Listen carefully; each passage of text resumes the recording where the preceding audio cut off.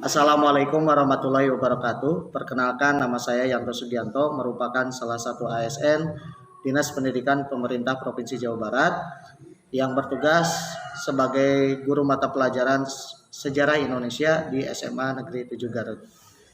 Pada kesempatan kali ini saya akan menyampaikan permasalahan yang dihadapi dalam pembelajaran sejarah Indonesia. Adapun permasalahan tersebut yaitu terdapat siswa yang lambat dalam mengumpulkan pekerjaan. Adapun hal ini bisa terjadi karena dalam pembelajaran sejarah Indonesia, terutama di kelas 11, ini dituntut untuk mengerjakan berbagai tugas yang perlu dikumpulkan oleh peserta didik untuk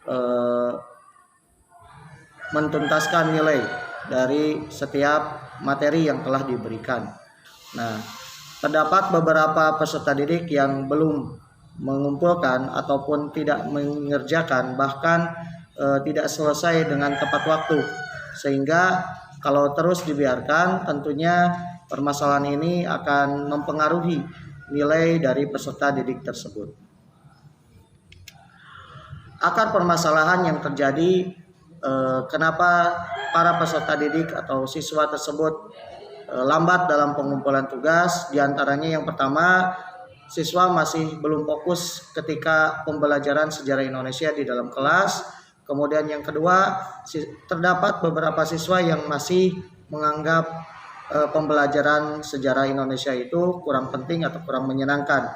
Kemudian yang ketiga, lingkungan siswa tersebut yang kurang produktif dalam mengerjakan tugas.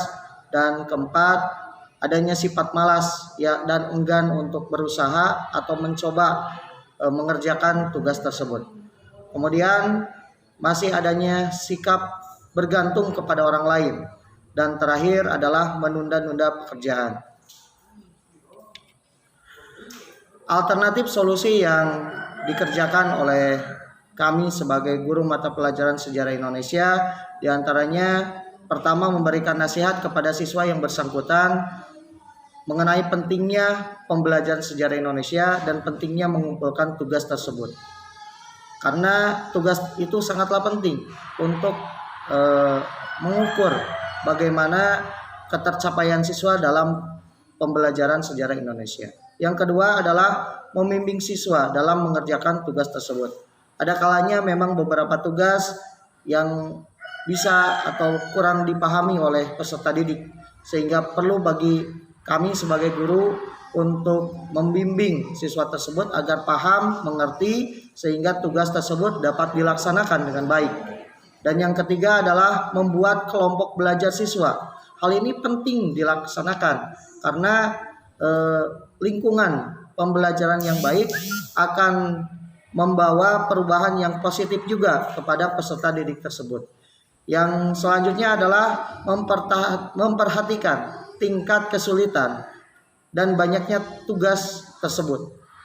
Nah, kami menyadari bahwa dalam pembelajaran sejarah Indonesia perlu mengukur bagaimana kemampuan peserta didik dalam mengerjakan soal, mengerjakan tugas, sehingga perlu terukur dan terstruktur tugas-tugas yang diberikan.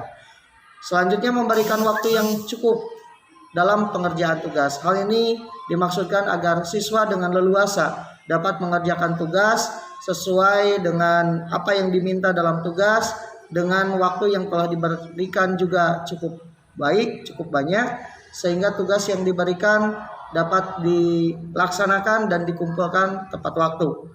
Kemudian yang terakhir adalah memberikan reward dan punishment atau hukuman.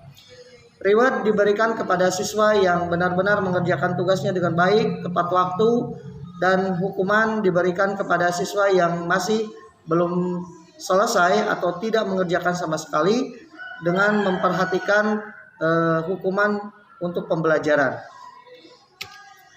Hasil dari pemecahan masalah tersebut yaitu berdasarkan pengamatan dan pemberian alternatif solusi yang diberikan oleh kami, maka diperoleh hasil yang cukup memuaskan.